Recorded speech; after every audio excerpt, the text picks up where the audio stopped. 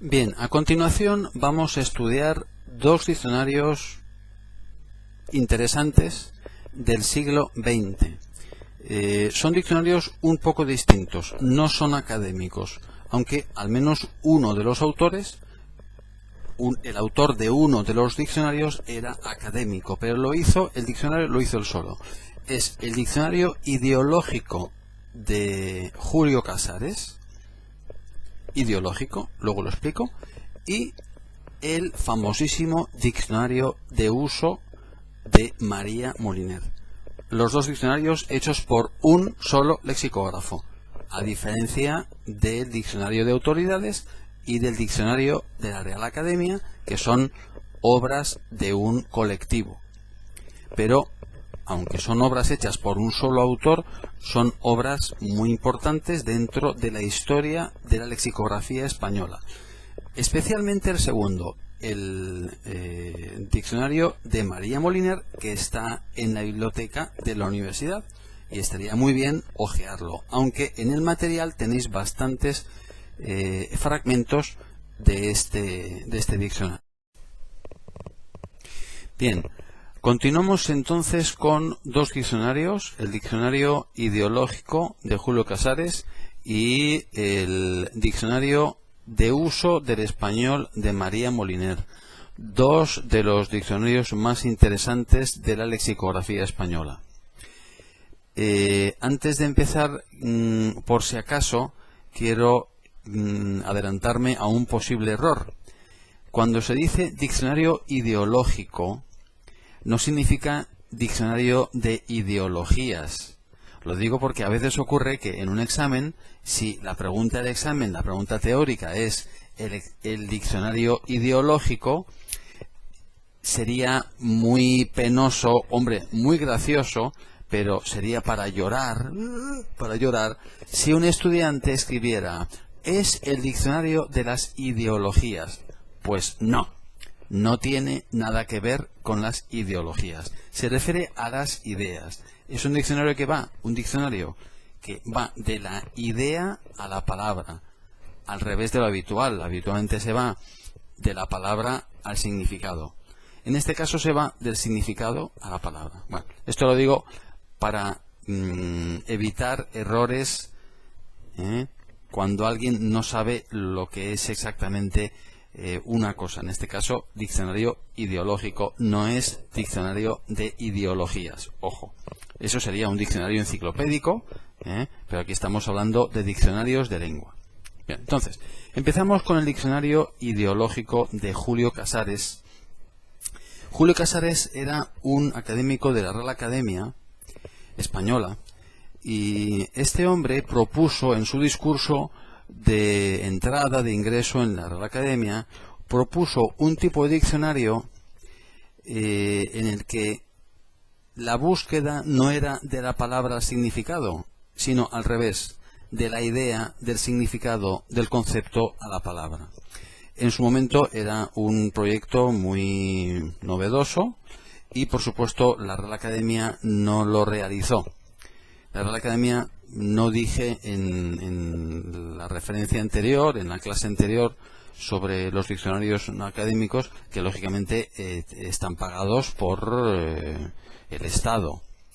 En cambio, este diccionario ideológico está hecho con iniciativa privada, es decir, es obra de un autor, no es obra de un colectivo que tenga algún tipo de financiación estatal. Bien, es muy interesante que este autor, Julio Casares, que es el lexicógrafo, lógicamente, realizó esta obra y en 1936, es decir, antes de la Guerra Civil, estaba bastante ya adelantado, estaba incluso preparado para imprimirse, y como sabéis, en 1936 fue la Guerra Civil, empezó la Guerra Civil Española, y buena parte del material que tenía preparado se destruyó. Y después de la Guerra Civil lo reconstruyó y otra vez sacó todo lo reconstruyó el material y el año 1942 se publica la primera edición del diccionario ideológico.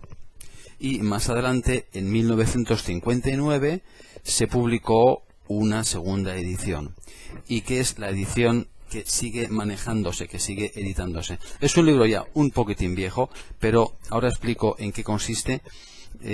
Vais a ver que es muy interesante porque es un planteamiento totalmente distinto del diccionario tradicional, aunque este diccionario, el ideológico, incluye un diccionario tradicional.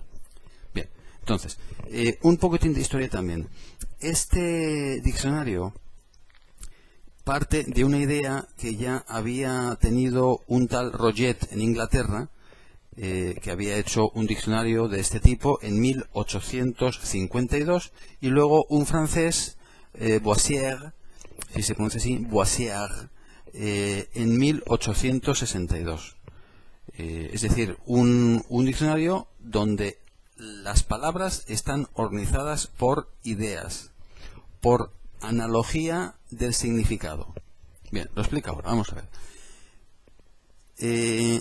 A veces ocurre que nosotros de repente conocemos una palabra, oímos una palabra en nuestro propio idioma, en otro idioma, y no sabemos qué significa. Y entonces consultamos al típico diccionario, si recordáis, al típico diccionario semasiológico, es decir, el que te dice el significado de la palabra. ¿Recordáis esa palabra que costó mucho entender? Semasiológico, el diccionario que te informa del significado de una palabra.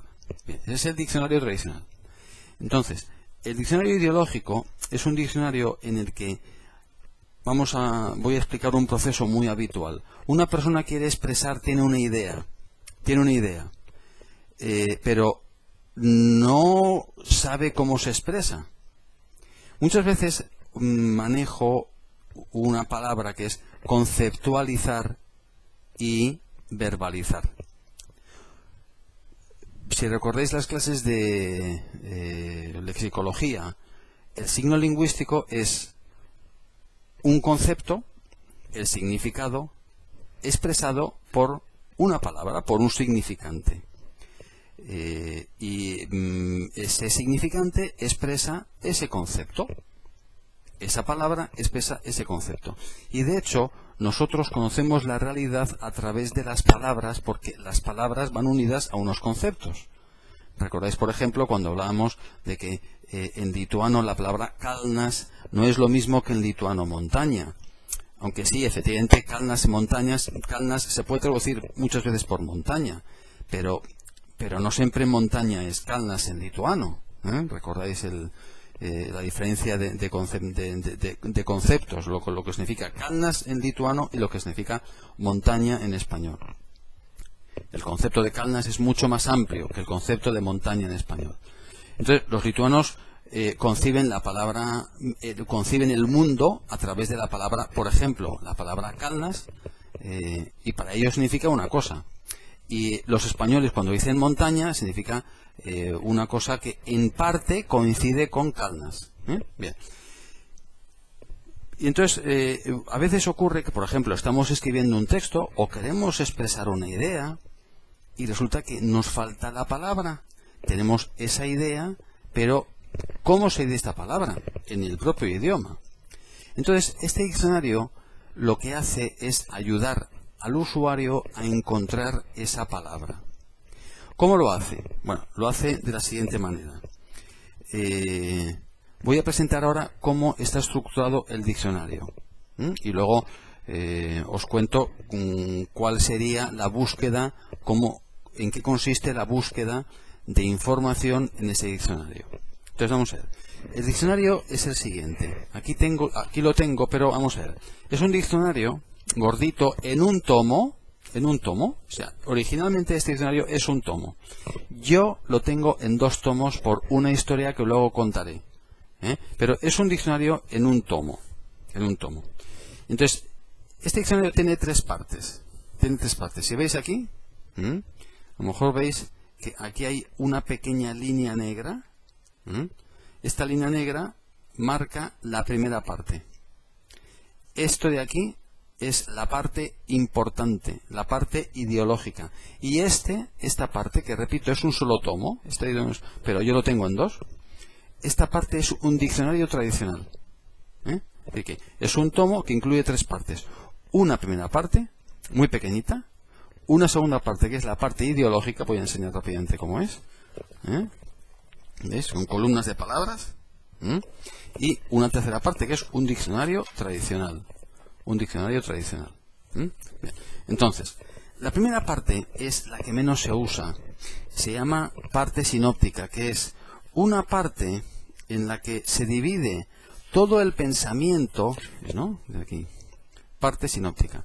Es una parte donde todos los conceptos se dividen, está como una división científica de todos los conocimientos, ¿no? Aquí dice, por ejemplo,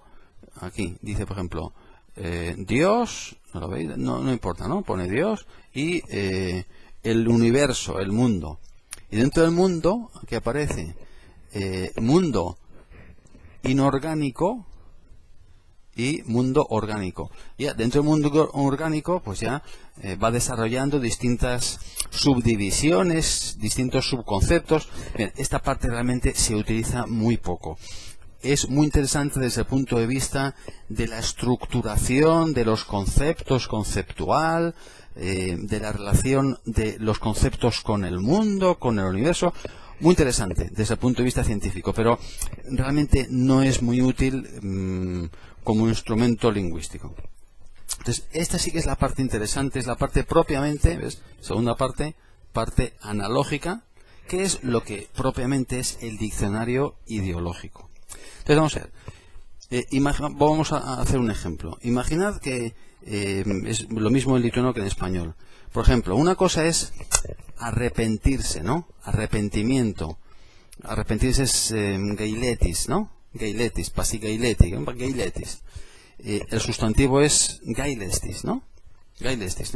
En español, verbo arrepentirse, sustantivo arrepentimiento.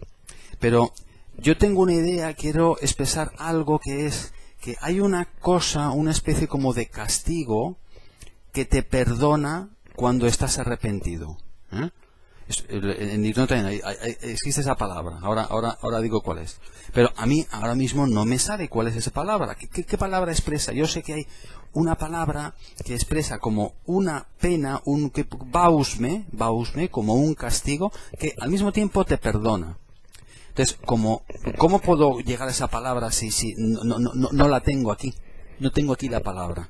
Bueno, pues entonces acudo al diccionario ideológico. Entonces, ¿cuál es la palabra que yo puedo decir? Sí, es arrepentimiento. Arrepentimiento. Entonces, ¿qué hago? Busco en el diccionario, busco arrepentimiento en la parte analógica. Entonces, aquí, arrepentimiento, digo aquí. Arrepentimiento justo al final. Bien. Esto lo he sacado y lo tenéis en el material. Creo que es la página 7 del material de la historia de diccionarios. Vamos a ver, vamos a comprobar. Perdón, la página 9. Página 9. En la página 9 aquí tengo yo una pequeña... mirad la página 9, pero yo os lo enseño aquí, fijaos. Aquí. ¿Ves, no? Así se ve aquí. Arrepentimiento. Esto es una reproducción del diccionario. Y veis ahí una serie de palabras, ¿no? Dice aflicción,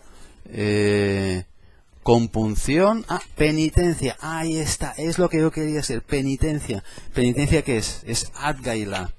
Adgaila.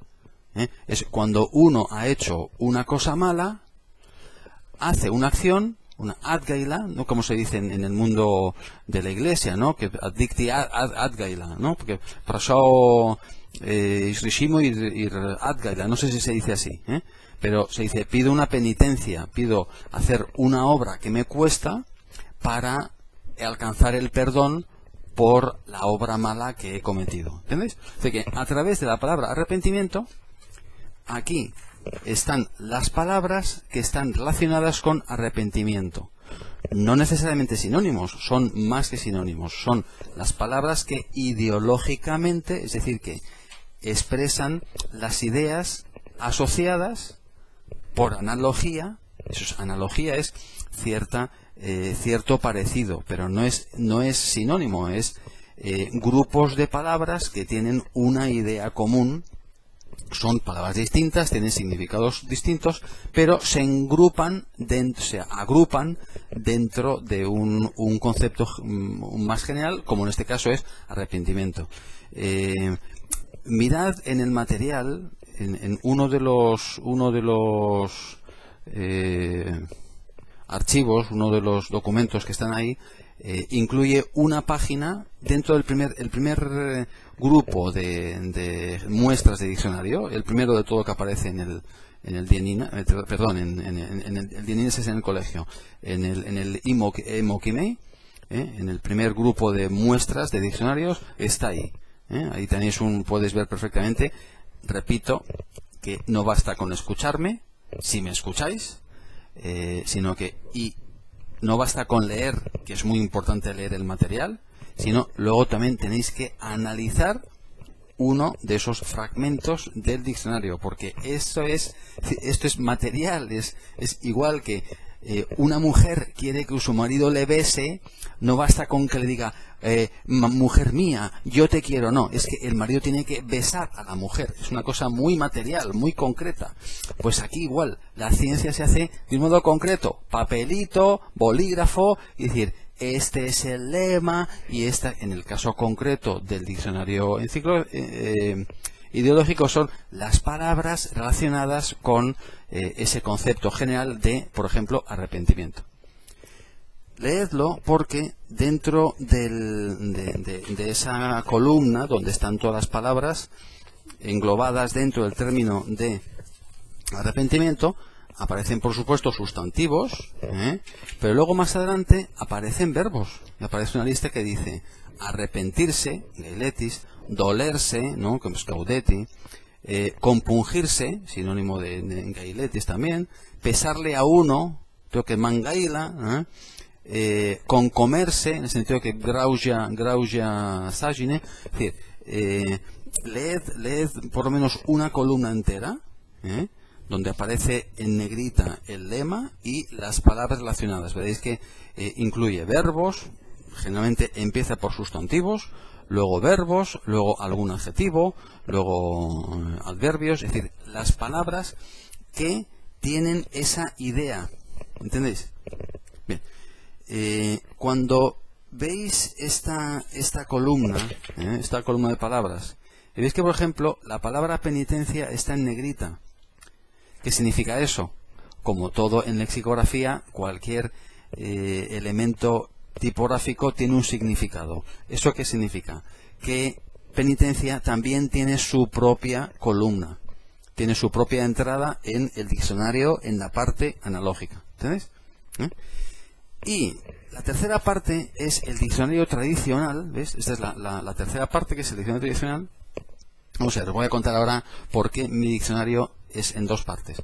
Porque yo, en un sitio donde vivía en Madrid, estaba este diccionario, pero estaba destrozado, faltaban páginas, muchas páginas, estaba desencuadernado, era un caos. Y yo en esa época tenía un amigo que trabajaba en la cárcel de Madrid, era un administrativo que trabaja en la cárcel de Madrid. Ese amigo mío ahora es director de una cárcel en Andalucía. Bueno, pues este amigo mío me dijo, oye, ¿tienes un libro, por ejemplo, para encuadernar? Y digo, ¿para qué? Sí, es que hay un preso de Sri Lanka, un calinís de Sri Lanka, que le gusta mucho encuadernar libros. Entonces, es que para que esté entretenido, para que haga algo, para que esté ocupado, y dije, pues perfectamente, mira, llévate este diccionario que está hecho polvo, está destrozado, y yo mismo le propuse, o lo hizo él, no me acuerdo, que lo divida en dos partes, y que haga dos partes de un diccionario. Y efectivamente, esto como veis aquí, está encuadernado por un preso de Madrid de Sri Lanka. Estoy hablando del año 88, no habíais nacido ni nada parecido. Bueno, entonces, tercera parte, ahora explico. Este es el diccionario que, como dije en la clase anterior, referida a los diccionarios de la Real Academia, está basado en el diccionario de la Real Academia. Y de hecho es como una especie de resumen y hay definiciones que están mejoradas. Es decir que, por un lado, sintetiza mucha información del diccionario de la Real Academia y además la mejora. Pero hay una novedad y es que, por ejemplo, la palabra penitencia, porque lo normal es que cuando uno consulta la parte ideológica, entonces encuentra la palabra que piensa que está buscando, entonces luego tiene que comprobarlo en la parte del diccionario tradicional. Entonces, por ejemplo, vamos a comprobar aquí en penitencia, entonces hemos encontrado penitencia, ¿no? Adgailá, ¿no? Penitencia. Entonces aquí dice penitencia. Entonces, fijaos aquí, no sé si se verá, no creo que se ve.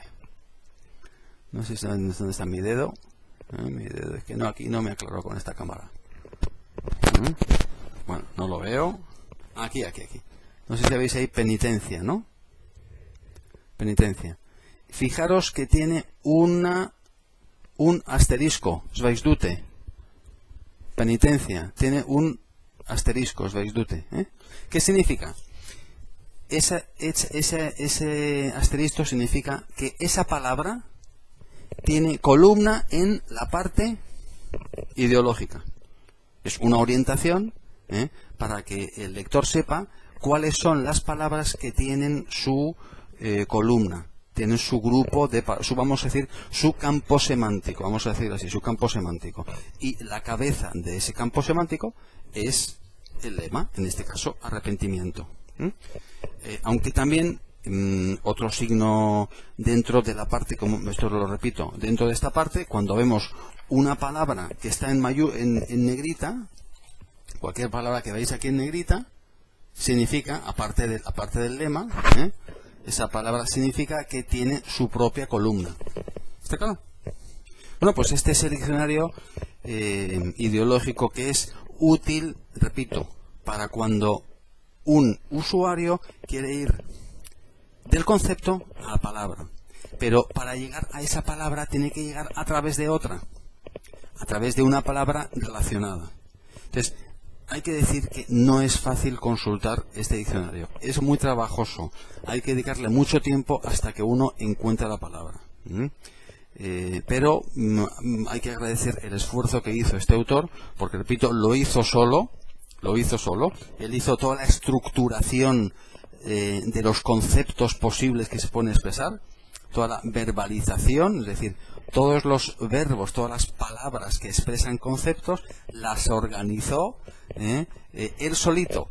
Es por eso por lo que muchos de los autores, los lexicógrafos, pues tienen un gran mérito, porque han hecho un grandísimo trabajo, lo han hecho solos, por tanto han cometido muchos errores por hacerlo solos, pero realmente es un trabajo que tenemos que agradecer. Bien, entonces, ahora no voy a enseñar ningún ejemplo, repito, buscad en el material, buscad dentro del primer grupo de muestras de diccionarios los fragmentos, creo que es una página, los fragmentos de este diccionario para que veáis cómo es, porque este puede ser una pregunta de examen, tanto teoría como de la parte práctica. Es decir, coméntame esta extrañísima entrada de un diccionario, este artículo, que no es un artículo, es una columna de palabras afines, de palabras asociadas ideológicamente por la idea con el lema. ¿Está claro? Bien, entonces el siguiente tema va a ser antes de terminar. No hace falta decir que esta parte del diccionario es un diccionario onomasiológico. ¿Por qué? Porque no te da significado, sino que te da la palabra. Estas son listas de palabras. Por tanto, la información que te da el diccionario es onoma, es decir, palabra. En cambio, esta parte del diccionario, la tercera parte del diccionario, esto sí que es un diccionario tradicional, un diccionario semasiológico, porque te va de la palabra al significado. Bien, espero que se entienda con este diccionario, que tiene dos partes. Tiene la parte onomasiológica, las palabras, y la parte semasiológica, que es el significado de las palabras mediante la definición.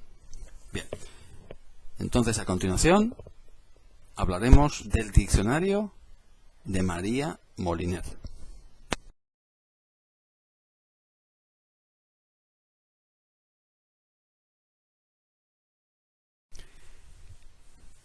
Entonces, diccionario de uso de María Moliner.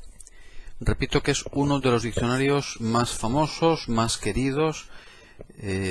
Si conocéis al escritor colombiano, ya ha muerto, Gabriel García Márquez, era un gran admirador de este diccionario porque es un diccionario que ayuda mucho a los escritores, ayuda mucho a los hablantes, ayuda mucho a los comunicadores. ¿Por qué? Porque es un diccionario de uso. Es decir, es un diccionario que no solamente explica el significado de las palabras, sino que además dice o ayuda a conocer su uso, cómo se usa, y por eso se llama así.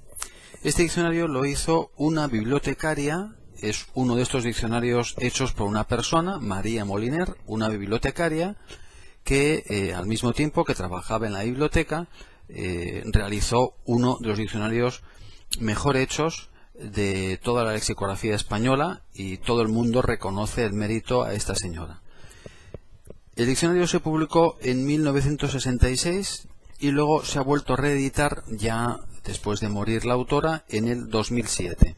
Hubo un tiempo en que estuvo en internet, pero después desapareció porque los hijos consideraron que sería una infracción contra los derechos de autor. Bien, entonces, voy a resumir lo que voy a decir ahora. Lo tenéis en el material, en todo ese capítulo sobre la historia de los diccionarios, en la misma página 9 donde estaba lo de arrepentimiento, ¿no? Entonces, aquí voy a decir unos datos muy concretos que es importante saber si la pregunta del examen es esta, sobre este diccionario, que son los datos, los rasgos, las características específicas de este diccionario. Y es que, 1. Las definiciones son más claras que el diccionario de la Real Academia. Es decir, que no copia, algunas sí, pero en otras evita las definiciones sinonímicas. Es decir, que a veces se define una palabra con un sinónimo. Si, por ejemplo, tirar, mesti, ¿no? Lo dice lanzar. Y no explica qué es la acción por la que se echa una cosa a un sitio lejano, por ejemplo. Bueno, pues esta lexicógrafa hace definiciones de este tipo, definiciones en que desmenuza, descompone el concepto en conceptitos. Es decir, no define la palabra con otra palabra. Eso se llama definición sinonímica. No, son definiciones que en concreto se hacen con lo que se llama el concepto genérico y el rasgo específico. Si es, por ejemplo, esto significa, si es, por ejemplo, una cama es un armario, ese es, digamos, es el concepto genérico, el género, destinado a dormir. Eso es, digamos, la especie específica, es el rasgo específico que concreta ese tipo de armario que es la cama. Bueno, pues así es como se esfuerza esta autora en definir el significado de cada palabra. Y en eso es bastante novedoso. Una cosa muy interesante es que en la definición incluye el régimen de las palabras. Es decir, que si, por ejemplo, luego vamos a ver un ejemplo, un ejemplo lo vais a ver en la pantalla. Si es un verbo y dice, por ejemplo, calcular, lo vamos a ver después, es calcular un proyecto, por ejemplo, ¿no? Entonces, lo vais a ver después, es calcular una cantidad. Entonces, en la palabra cantidad hay una flechita, y esa flechita significa que es el complemento de ese verbo, claro, transitivo. Es decir, que ya aquí en el año 66 empieza a incluirse lo que cuando hablamos de los componentes de la microestructura, hablamos del contorno de la definición. Es decir, que el contorno, la definición, mejor dicho, la definición incluye el régimen del verbo. Luego lo vamos a ver más claramente. Bien, pero eso es importante, que la definición incluye el régimen de las palabras. Una cosa muy importante, los ejemplos. Este diccionario incluye ejemplos a diferencia del diccionario de la Real Academia. Con listas de palabras semánticamente relacionadas. En esto, este diccionario es muy parecido al diccionario ideológico, el que hemos visto antes. Es decir, que dentro de, lo vais a ver, dentro de una entrada, dentro de un artículo, aparte de las definiciones, de esas indicaciones tan concretas, vais a ver que es un diccionario lleno de todo tipo de símbolos y hay que saber lo que significa cada uno. Bueno, pues aparte de toda esa información semasiológica, aporta una información onomasiológica, porque en muchos de los artículos, en muchas de las entradas, se incluyen también listas de palabras asociadas por el significado con el lema, el signo lemático. Luego lo vamos a ver con ejemplos. Y luego, como todos los diccionarios, tiene también modismos y fraseologías, es decir, locuciones. Eso, como todo diccionario bueno, debe tener, recordáis, hablamos del infralema o del sublema, ¿no? Pues igual que decimos, yo qué sé, pues en español, si es pelo, la palabra pelo, pues pelo plauquei, ¿no? Pero también dentro de la palabra pelo hay que incluir tomar el pelo, ¿no? Engañar, Bueno, pues eso es una locución. Bueno, pues este diccionario, como cualquier diccionario mínimamente bueno, debe incluir locuciones, modismos, se llama de muchas maneras. Locuciones, modismos, frases hechas. Bien, estas, lo que se llama unidades pluriverbales que tienen su propio significado. Y por supuesto hay indicaciones morfológicas. Eso como cualquier otro diccionario debe tener indicaciones morfológicas. Bien, entonces, yo creo que lo más interesante es directamente ver vamos a ver dos ejemplos, dos fragmentos, y los vamos a comentar. Vemos ahora la palabra calcular, el artículo de la palabra calcular. ¿Veis? Tal como aparece en la última edición. Aparece aquí calcular, el lema, y luego del latín calculare, lógicamente, la etimología. Entonces dice 1, acepción, TR o APS. TR está claro, transitivo. APS es como decir absoluto o intransitivo, es decir, que tiene su propio significado sin tener complemento. Es decir, que tú puedes decir, voy a calcular un proyecto o, bueno, a mí no me gusta calcular, ¿no? Que es como decir, leer un libro o leer. Se puede utilizar como transitivo o como absoluto o intransitivo. Bien, entonces, fíjate, definición, realizar operaciones matemáticas, ¿no? Abskeichoti, ¿no? Para averiguar cierta magnitud. Entonces, veis que en magnitud hay una flechita, ¿lo veis, no? Una flechita estrella hacia abajo. Bueno, pues eso significa que es el objeto, el complemento habitual de la palabra calcular, es decir, calcular una cantidad o cantidad, dice magnitud o cantidad. Y a continuación, con una comilla, el ejemplo es muy diestro, o sea, tiene mucha práctica en calcular, en este caso es absoluto. Es decir, es intransitivo. Calcular la longitud del diámetro de la Tierra. No sketchoti ilgi, ¿no? Diámetro, ¿no? Skermeni. ¿Entendéis? Y luego remite a contar y número. Estos son palabras que tienen relación con calcular. Leemos el segundo y ya está. 2. Transitivo. Hacer operaciones matemáticas necesarias para un proyecto de ingeniería o arquitectura. Y veis que en la palabra proyecto aparece la flechita. Significa que proyecto es el objeto propio de la palabra calcular en esta segunda acepción. Ejemplo, calcular un puente, una bóveda, una viga. ¿Entendéis? Bien. Entonces, si veis en la tercera acepción, entre paréntesis, a veces con un complemento con en, informa también sobre el régimen preposicional del verbo. ¿Está claro? Y dice evaluar a ojo una magnitud o el número de ciertas cosas. Otro ejemplo, calculan las pérdidas en 2 millones. ¿Veis? Aquí utiliza la preposición en el ejemplo. Y luego un signo, ese circulito con un puntito, es como una subacepción. Y aquí dice con un complemento indirecto. Indirecto, netesógenes. Atribuir o suponer algo, le calculo una potencia de 5 caballos. Le calculo 2 años. Ese le es el complemento indirecto. Bien, veis que... y luego otra cosa.